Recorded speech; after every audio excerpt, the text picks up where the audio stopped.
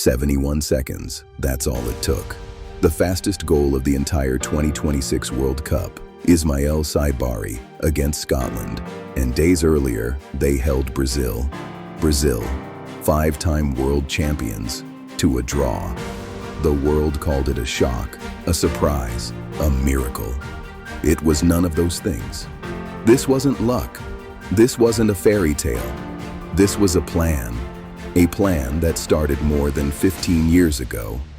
And tonight, you're going to see exactly how they built it. Look at the faces in the stands, grown men crying, entire cities pouring into the streets, from Casablanca to Cairo to the heart of Paris. This is what we've seen so far, a Moroccan side that walks onto the pitch against giants and plays without fear.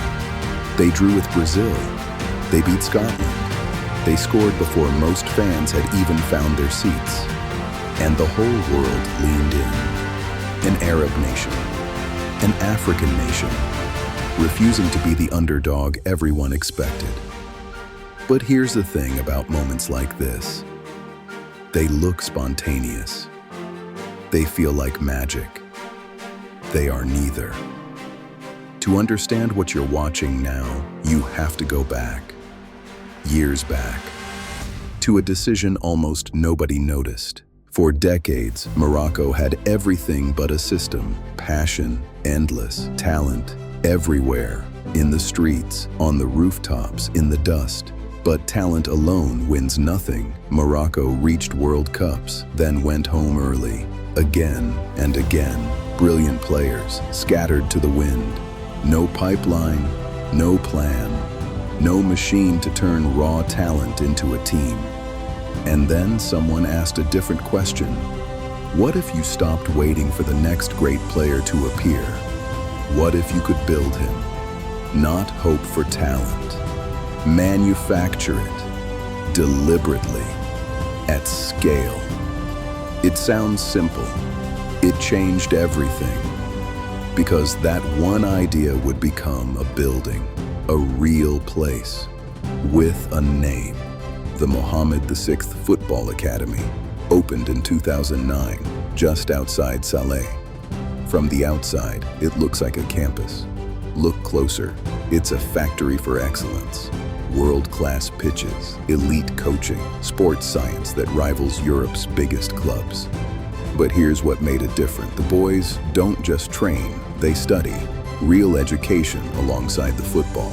They arrive as children with a dream. They leave as professionals with a foundation. This was the bet. Give young Moroccan talent the same tools as Madrid, the same science as Munich, and they will not fall behind.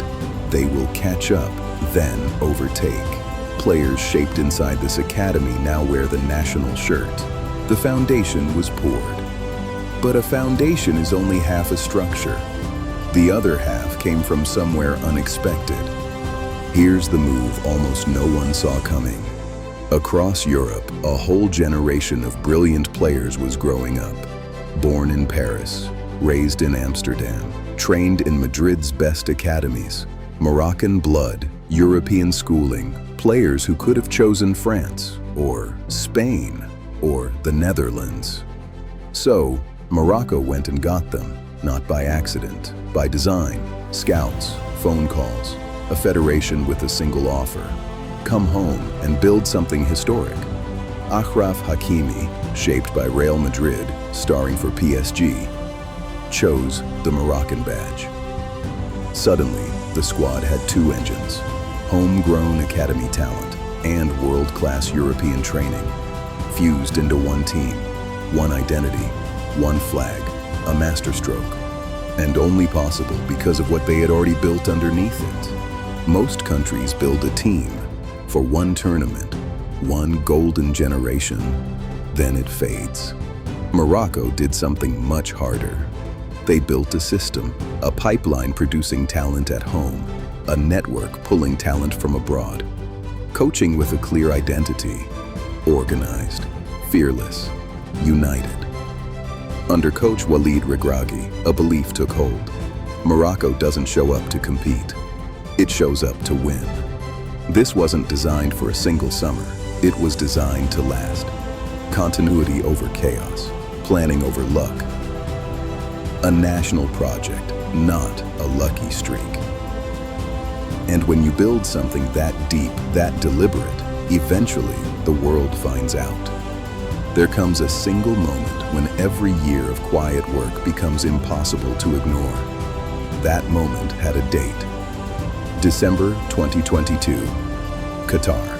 Morocco doesn't just qualify, they don't just advance. They reach the semifinals of the World Cup. Stop and feel that.